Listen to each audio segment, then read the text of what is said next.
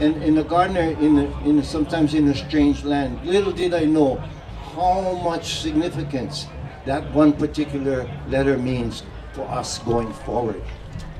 Where can we go to say and bring the question to who? The honest American, to the world, is you didn't acknowledge the ramifications. Who did acknowledge it? Is there a guide? Queen Lilokalani.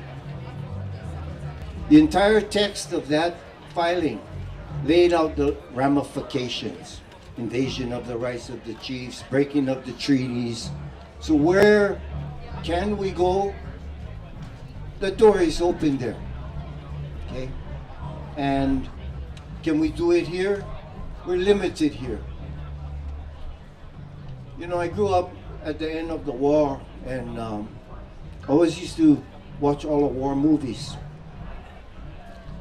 And one, they had to talk about this, they called it crossing the Rubicon.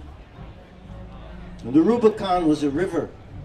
The Rubicon, crossing the Rubicon meant that you would go where they would least expect you to go.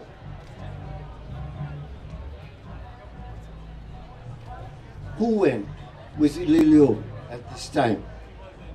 The Ku'e petition.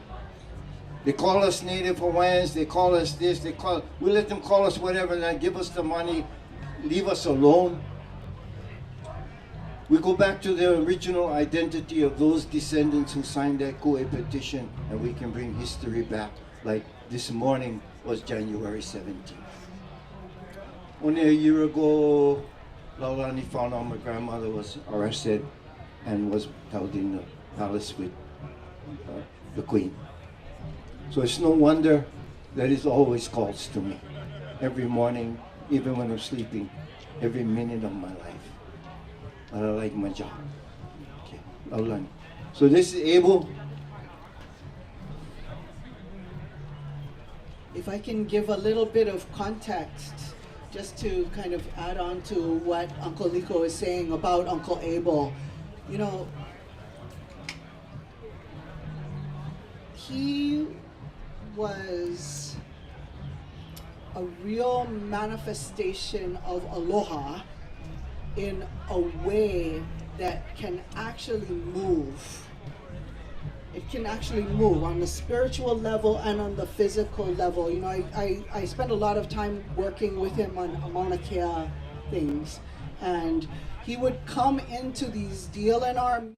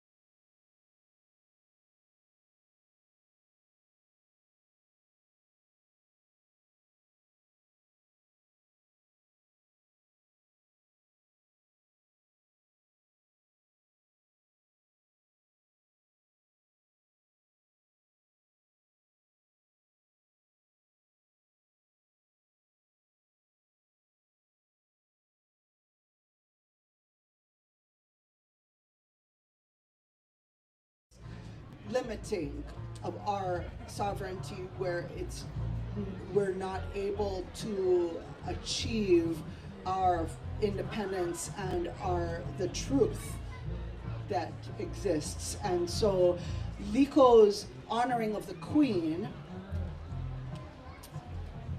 with this Red Ribbons song, red ribbons being the ribbon that is tied on her protest letter that still exists in Washington, D.C., right? They attach this little red ribbon to certify that it's an authentic copy of the National Archive.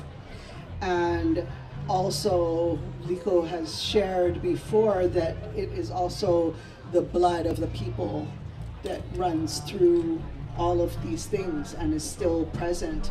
And so that protest letter that makes it clear that she never let go of our kingdom and our independence and our sovereignty and this ku'e against the United States was something that he took from his song, made it into a song, and then used that song to protest, and then took that and actually went where we followed the Queen's path in all the way across America and ended up in Washington, D.C., where he refiled her letter with the Department of State.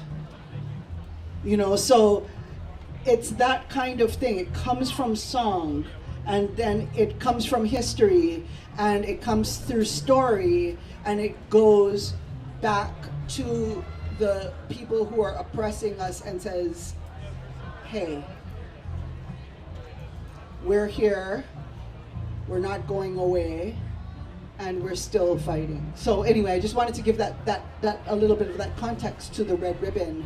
But I think that it's very important to understand that Liko has been through so much, just to kind of nutshell a little bit, he's talking about how Abel has been arrested so many times, and that is true. And Liko's also been arrested many times in, Kalama Valley and Kaho'olawe and Mauna Kea and many other places, and also has challenged with the power of song, has challenged the system and the existing powers and the power of truth, to the point where he's also had to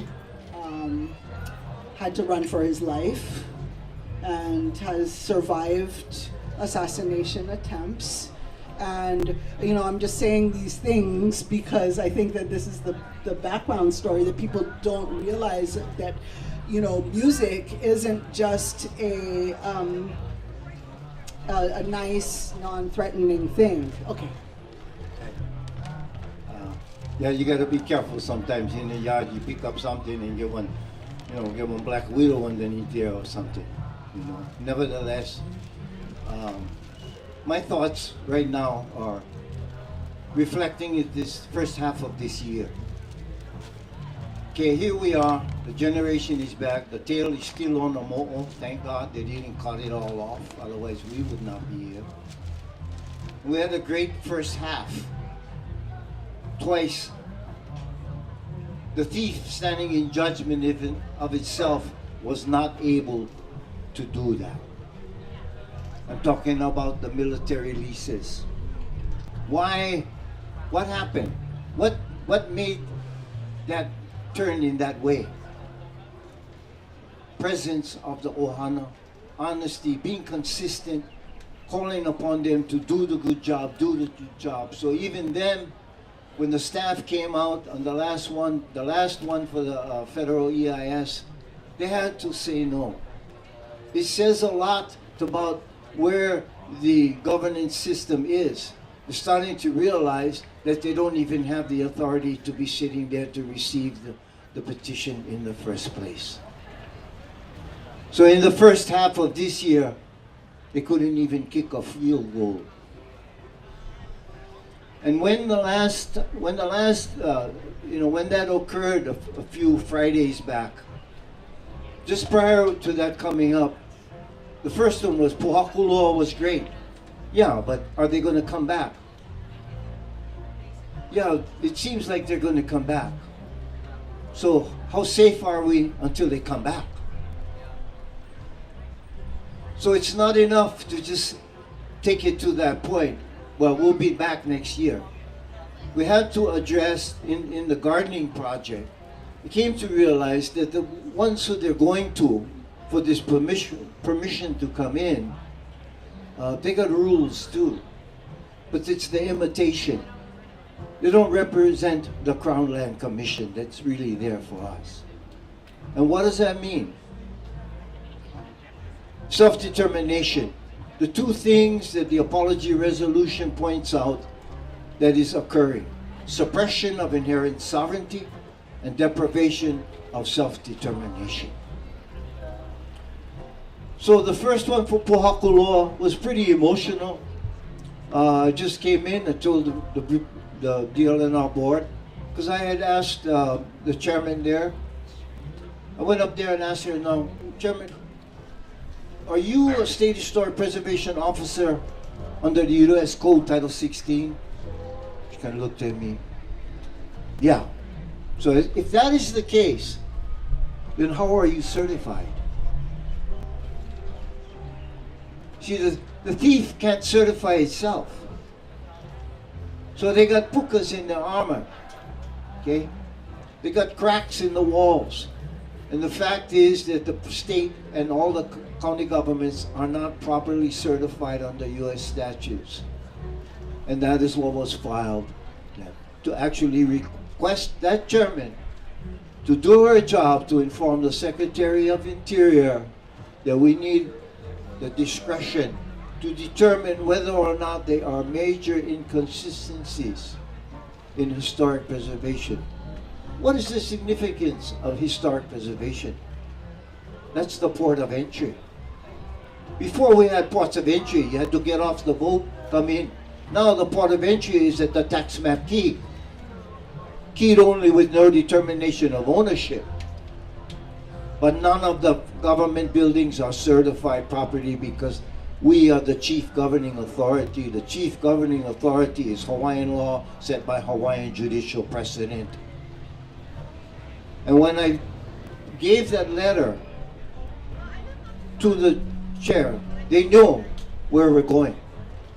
That particular entity is perhaps the most important entity to keep the pressure there. That's where we as a Lahui belong.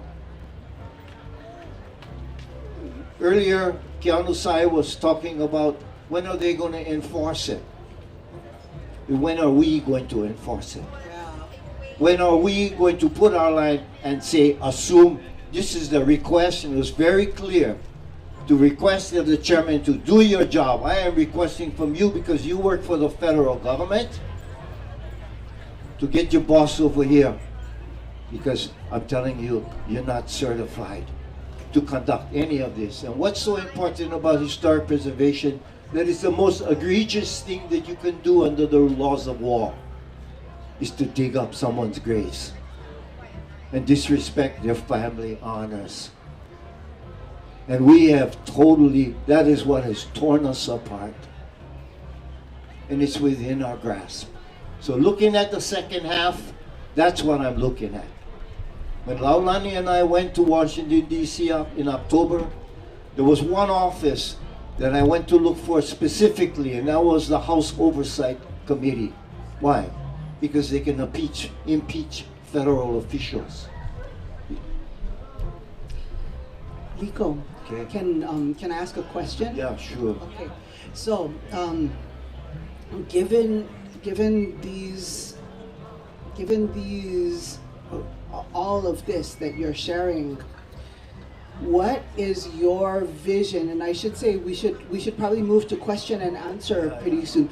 But what is your vision? Because I kind of happen to know that you've done a lot of writing and a lot of drawing up of a really wonderful vision for Hawaii for the future.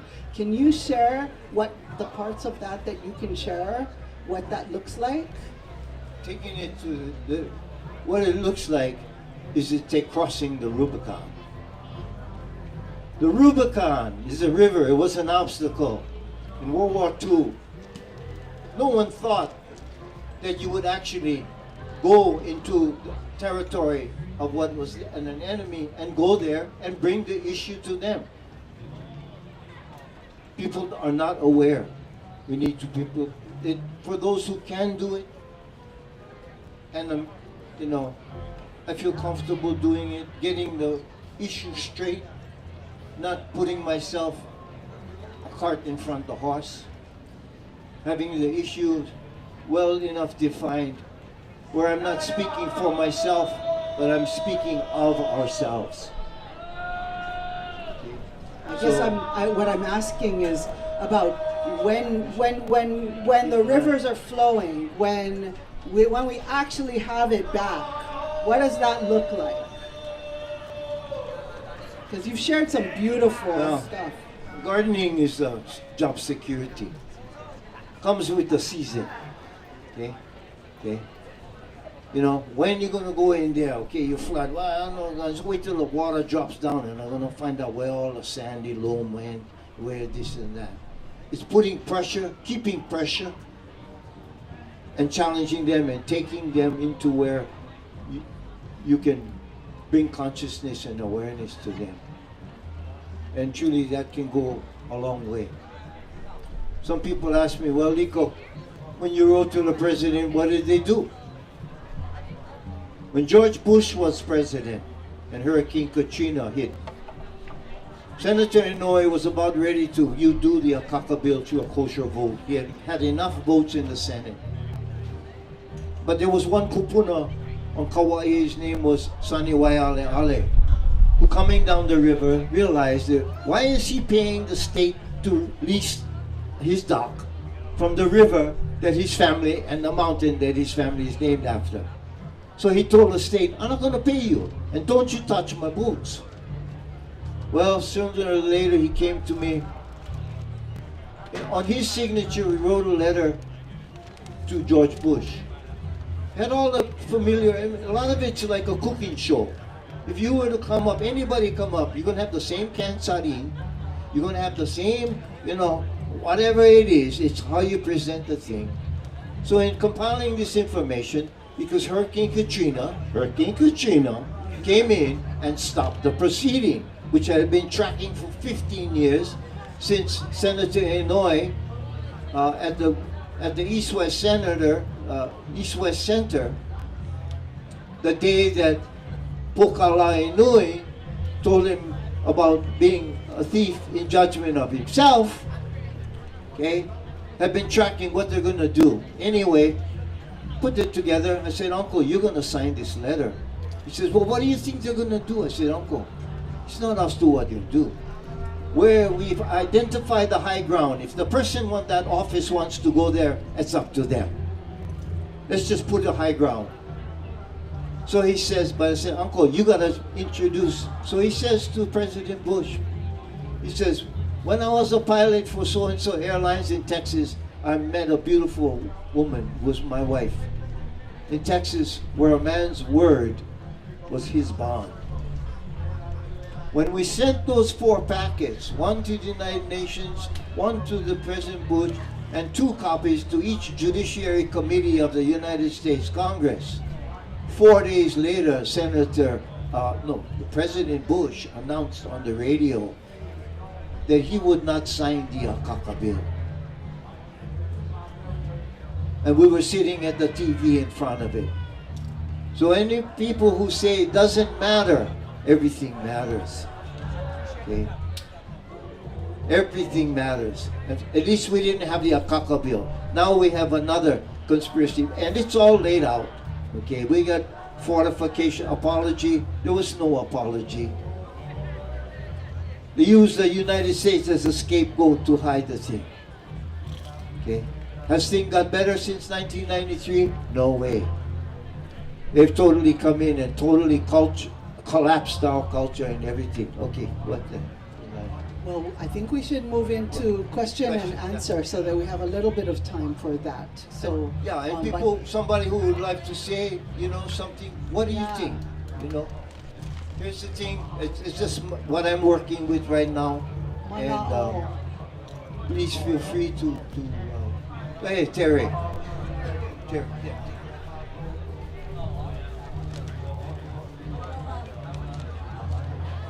Hey, Terry. Aloha.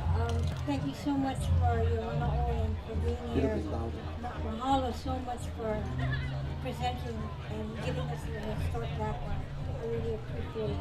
What I wanted to say is just last year I was at Makua, on the Big Island, and there's people don't realize all of the destruction that has gone on, like at Pohakuloa, you know, and a lot of people don't even understand the destruction that has been right here on Oahu, like in Makua Valley. In Makua Valley, if you go to Makua on the Waianae side, and you try to walk up to the mountainside, you can't, because there are bombs. And there's still artillery or small bullets that are in the ground. And then if you try to swim out at Makua to the ocean side, there are bombs on the reef. So this destruction that has been going on must be announced and realized that we're not going to take it anymore, that this stuff has to be cleaned up, whether it be the Big Island, whether it be Koho'olawe, whether it be, you know, like on Oahu. The cleanup is very, very important. Yeah. And the jurisdiction of these places is as under our jurisdiction, not theirs. Right. You know, and I think that's a very important point that you're making out today. Yeah, I'm really glad. Thank you. Terry and I were arrested at the 5th landing on Koho'olawe. Yes. Okay. I'm really glad you asked this question. Okay, where do we go? Accountability. Okay, accountability. How can we, in other words, somebody comes in and try to pull a fast one, and that's what the Army was doing in these last things. But it gets to the point if you're watching a Hollywood movie, and all of a sudden, and the guy says, "Well, case dismissed," and all of a sudden, the bailiff stands up and says, "Sir, excuse me. Would you please come here? I want to find out where your command is, who are you, and since you brought it up, then you're the one who's responsible for all of this. Is that correct, sir?" "Yes." "Then would you please come here to the table? We need to go there, and in the process, the only process, I don't know, there's a lot of different process for resolving issues and issues that happen between nations. Right now, one of the processes under the law of nations, and I mention the law of nations because the myth of this overthrow, we have to kind of put it to bed. There was no overthrow. Okay? In a sort of a emotional sense, yeah, overthrow, they took it over, but technically what really happened? When Lili'u yielded to the superior forces of the United States, she invoked a treaty of protection. And that is our standing enough to where we can even have our own standing army. And there are others who can speak and have spoken to that.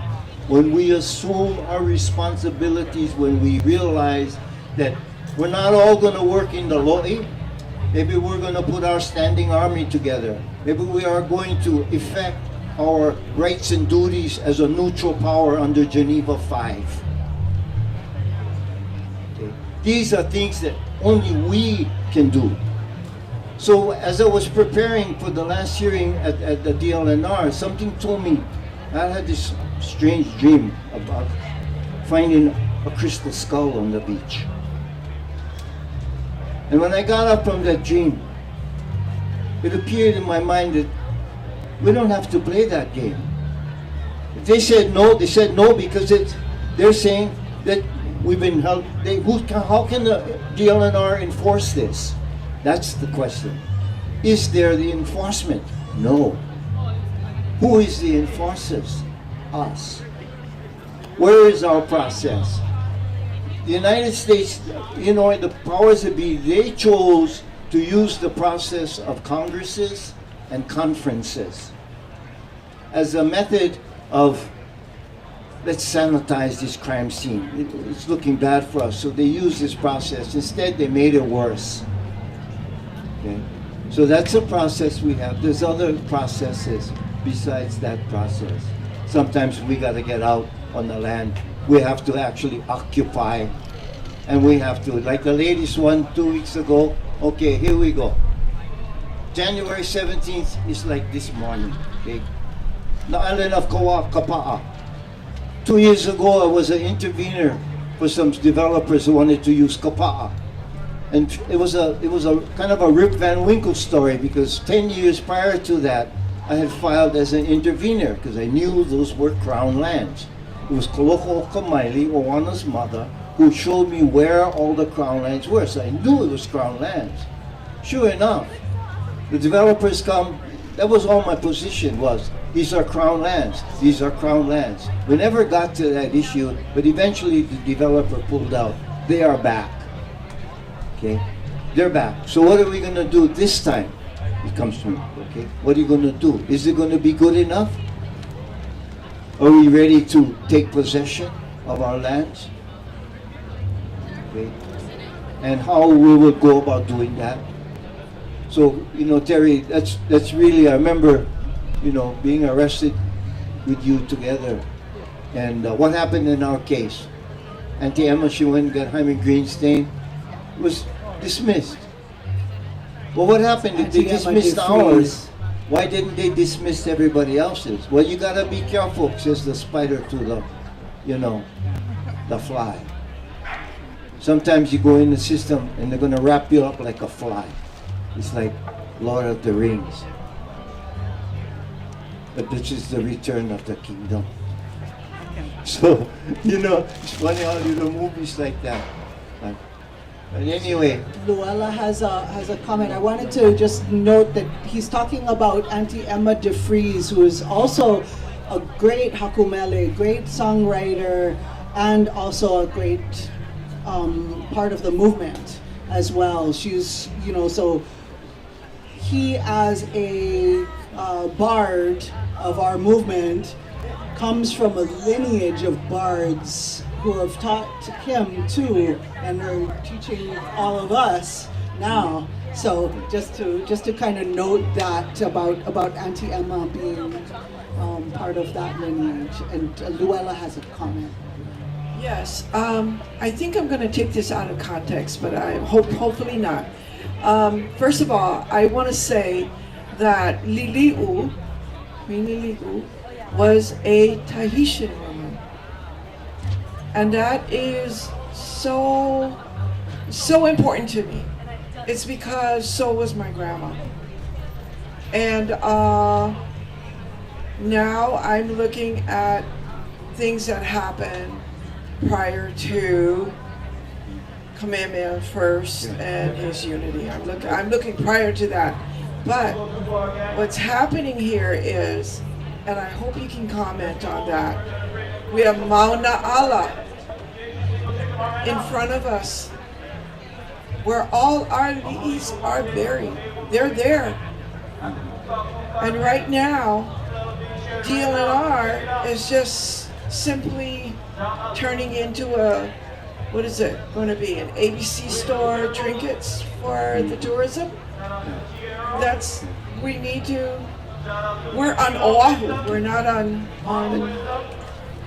Big Island. I think I have some information that can add to what you're saying about Tahitian and whatnot.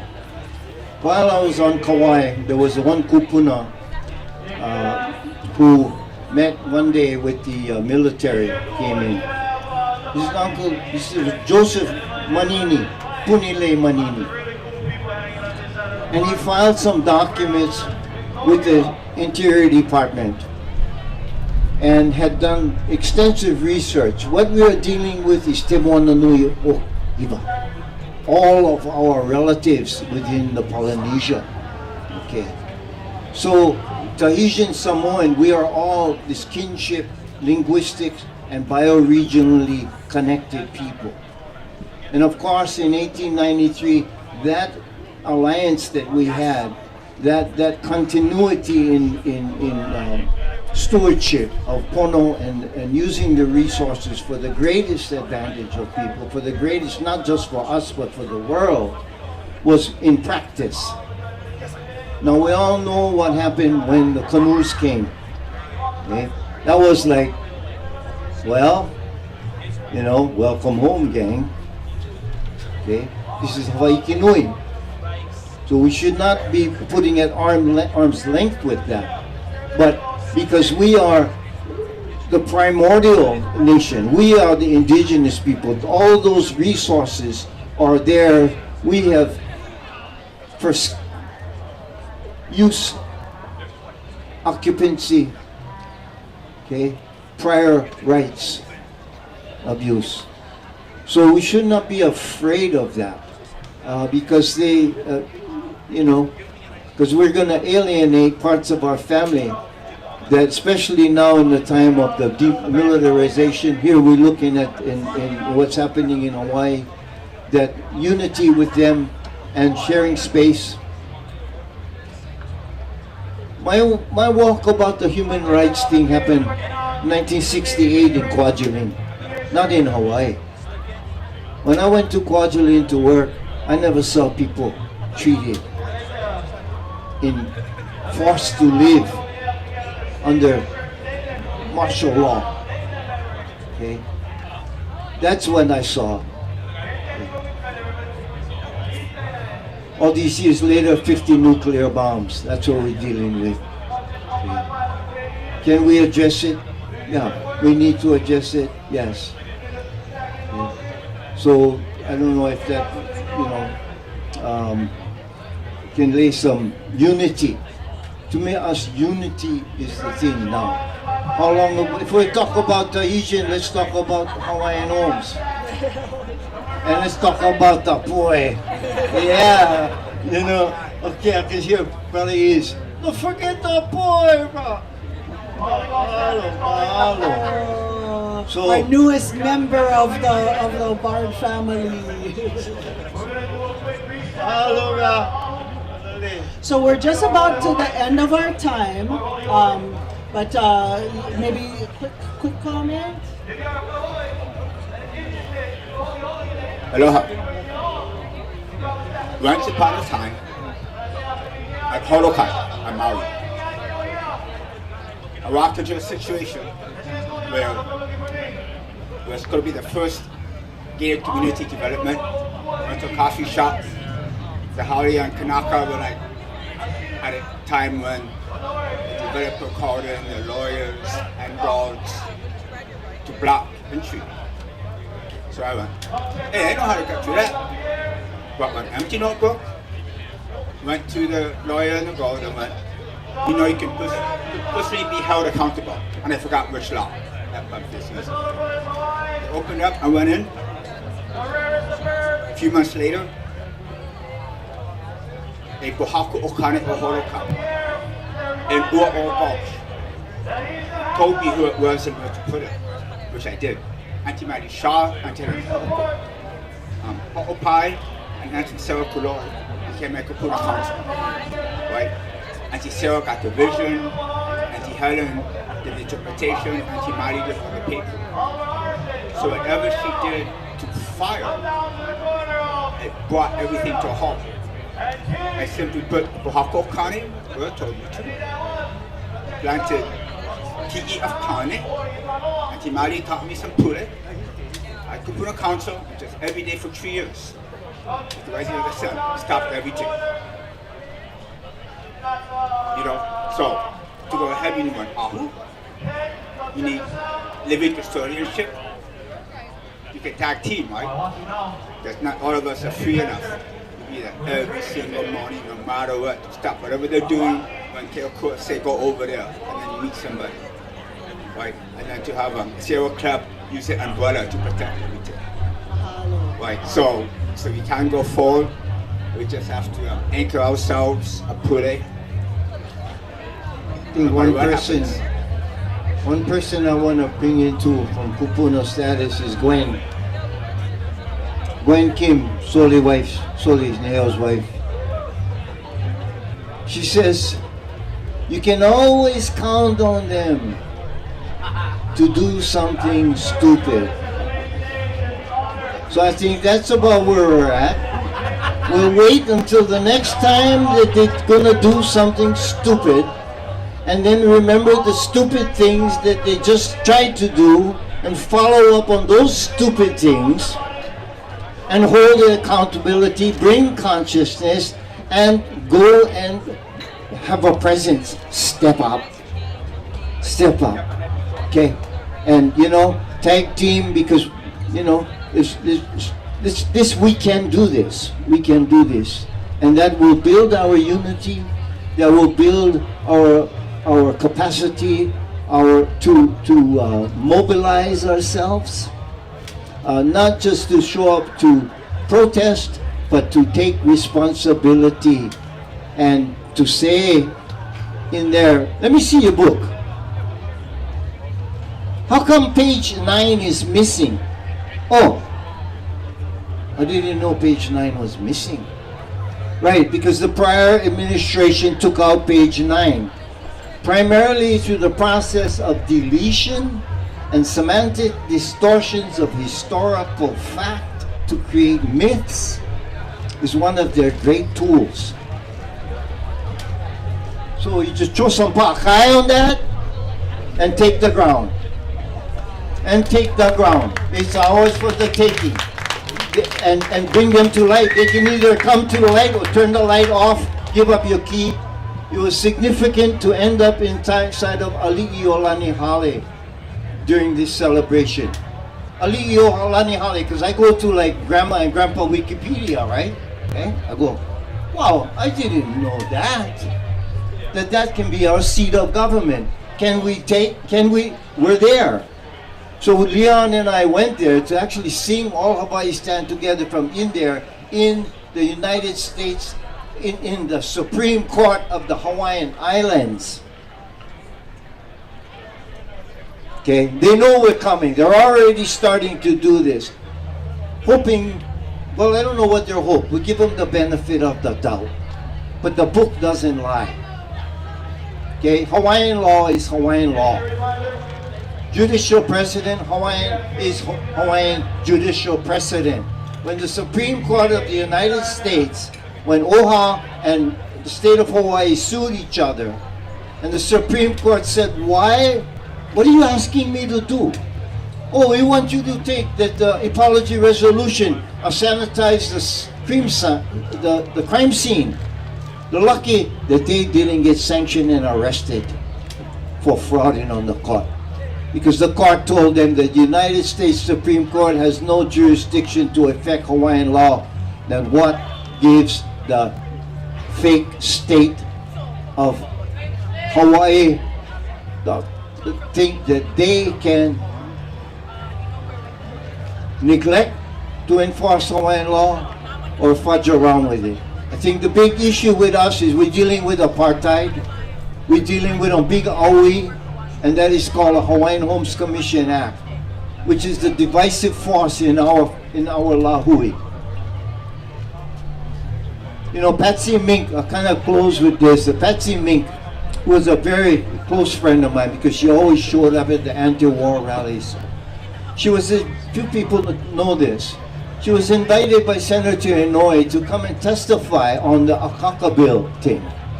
And she makes a note, these are written comments, she makes a note and she says, well, I'm from the House, so but I've been invited here, so this is what I'm going to say. This issue has to do with the Kanaka, Patsy says. And it also has to deal with the Native Hawaiian. She makes that distinction clear. The Native Hawaiian distinction is apartheid. And that is something that we need to deal with, and we struggle with that. Okay?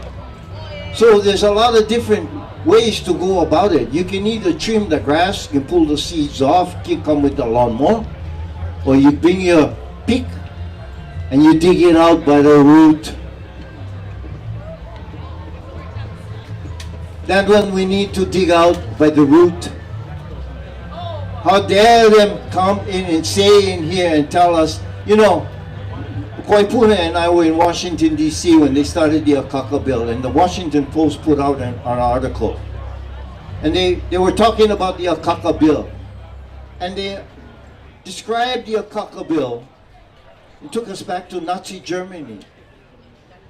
And they brought back the words of Heinrich Himmler, who in Nazi Germany said, "I will tell you who a Jew is." They're trying to tell us who we are. That's how deep we will have to go.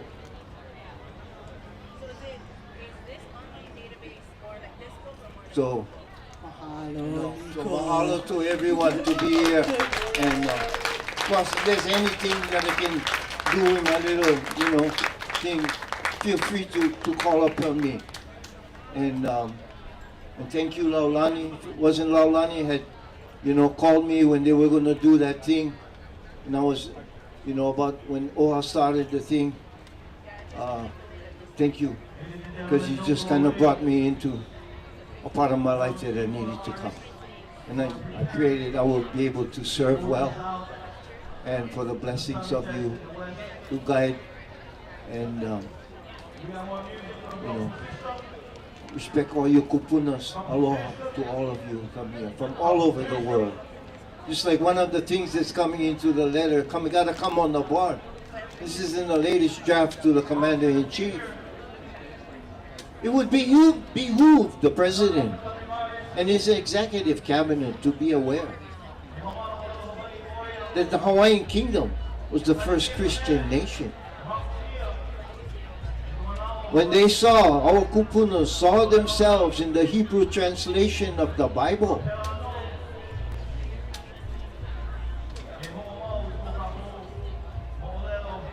Revelations is time for revelations.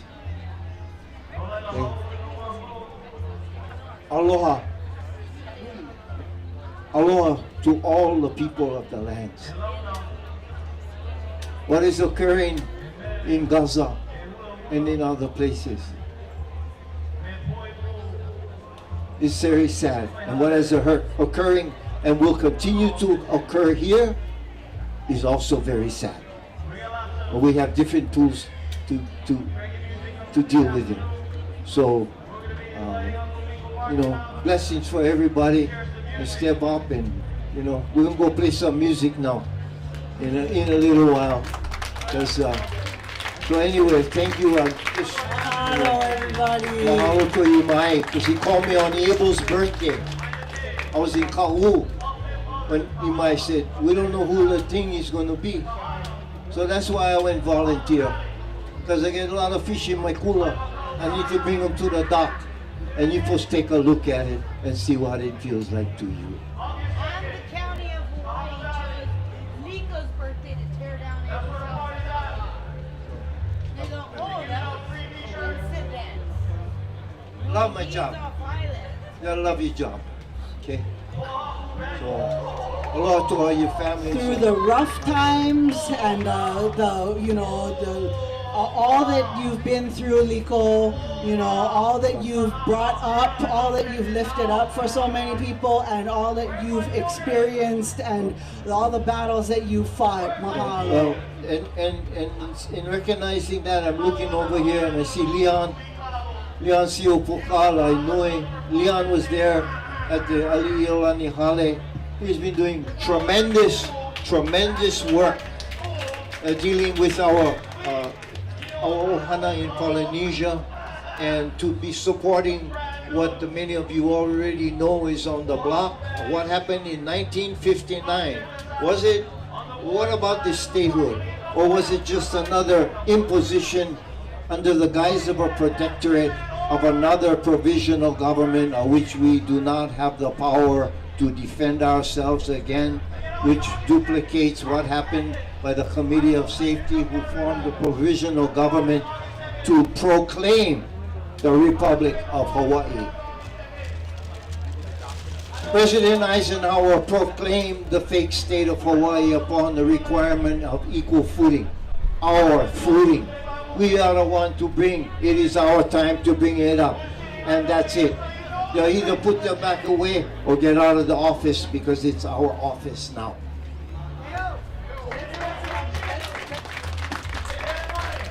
To have one last round of oh Hawaii stand together, is now and forever to raise your voices and hold your banners high. That means your feet and your stick on your cycle can and everything. Aloha ka hae forever. Guide the destiny of our generation to sing and praise the glory of our land. Yeah. Don't wait for them to do the next stupid thing. Come on. All you folks, honor you up here. It's just like, just to honor all of you who we've walked together, we've cried together. And let's just support each other, call upon each other, find the little actions that we can go to support each other, and bring love forward, PONO and righteousness. Give yourselves a hand. Thank you. Mahalo, Liko, and Laulani. I have a quick announcement. It's a late addition to the itinerary for this Kuka tent. At 2:15, there'll be Japanese and Okinawans for Ho'oi'ea. Law Professor Mari Matsuda, Logan Narikawa with JCL, Japanese American Citizens League, myself, Kyle Kajihiro in Ethnic Studies, and Sam Ikehara in American Studies. We'll be talking about solidarity from the Asian community in Hawaii for Hawaiian independence. So join us. Thank you.